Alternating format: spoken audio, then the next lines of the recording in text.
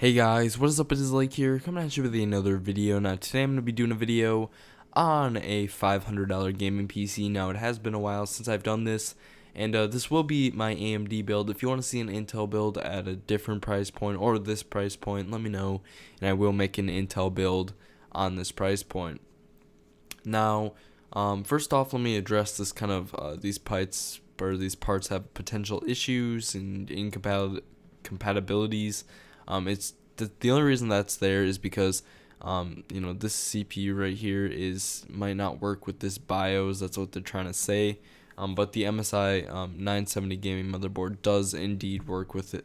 This processor without a BIOS update, so you are good. You can use it straight out of the box when you hook it up, and nothing will go wrong. Now, first off, we have the AMD FX 8320 8-core processor. This is a 3.5 gigahertz chip, and this is probably, besides the new Ryzen chips, close to the top of the line you can get for AMD. For the longest time, this has been the biggest, or not the biggest, the best CPU from AMD. Besides like the I think it's 9350 or something like that. But this was pretty much a extremely great CPU.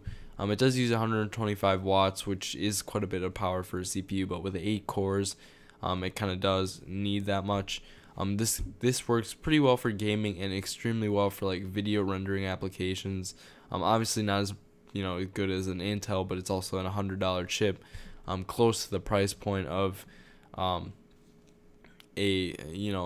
like i3, maybe even not even maybe a Pentium or an i3, somewhere around there. But it's probably got the performance of a lower end i5, which is a very good for an AMD build, but it definitely will be able to play a lot of games, that pretty much any game you throw at it. Now next off, we have the MSI 970 gaming motherboard. Now this is an AM3 Plus socket, which works with your 8320 CPU.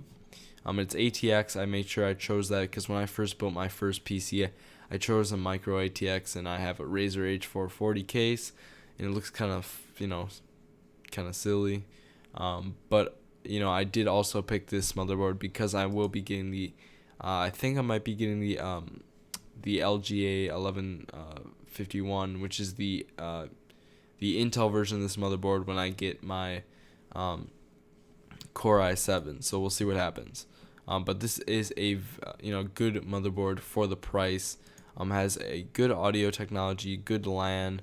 Has 8 USB port, USB ports, 2 of them being USB 3.0, which is very good. And you also have these two these two USBs right here. So technically, if you really think about it, you have 10 USB ports. But those are for peripherals, so you plug your keyboard and mouse. But you use it for anything in practice.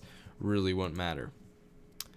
Now, it supports up to 32 gigs of RAM, has a RAID support, does not have support for onboard video, but that's fine because we're going to be using a GPU in this build anyway. And it has the AMD 970 chipset on board, and it comes in around at a base price of $84.99 for the AMD version of this motherboard.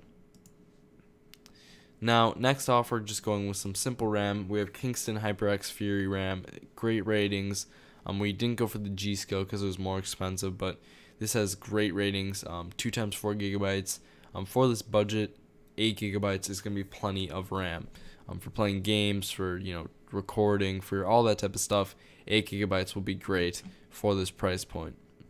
And it's it's DDR1600 or DDR3 1600, so not DDR4, but it still is going to be very good RAM, and it's going to last you a very long time. Now next off, we have like the most popular HDD or hard drive of all, the Western Digital Caviar Blue 1 terabyte 7200 RPM internal hard drive. I have 2 or 3 of these in my PC right now. That's like right there. That's why you hear fan noise every once in a while. But I have 2 or 3 of those in my PC right now, and they work extremely well. I do really like them, and they store all my video footage. It's going to be a great drive. Eventually you'd update to an SSD for faster boot ups, but it's a great starting point, and I've always had extremely good luck with my hard drives from them. Next up, we have the EVGA GTX 1050 Ti. Now, this is a 4 GB superclocked gaming video card. Now, I would say aesthetically, it looks pretty good. It is from EVGA, so it's going to be quality. It's going to be a quality card. And we have a HDMI, a display port, and a DVI. I think that's D port, but I couldn't confirm that. But it is some type of DVI connection. Its base price is $129.99, but it's on sale for $119. But you still could be around the $500 price point with that. It is GDDR5, obviously.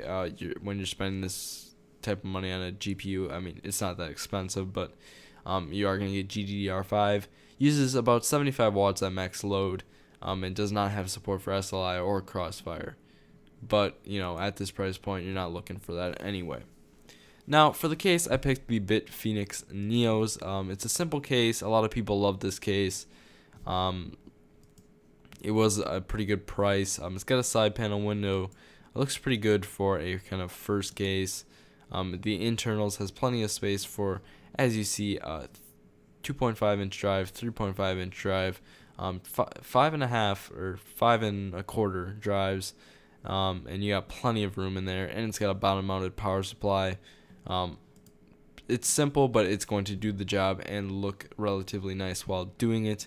And it can fit a variety of boards, and it has front panel USB 3 ports. So that's definitely going to be nice, and has plenty of space for GPUs in the future. Now next, let's go to the EVGA 500 watt 80 plus bronze certified power supply. Now this is not modular or anything like that, but it has all the connections you need.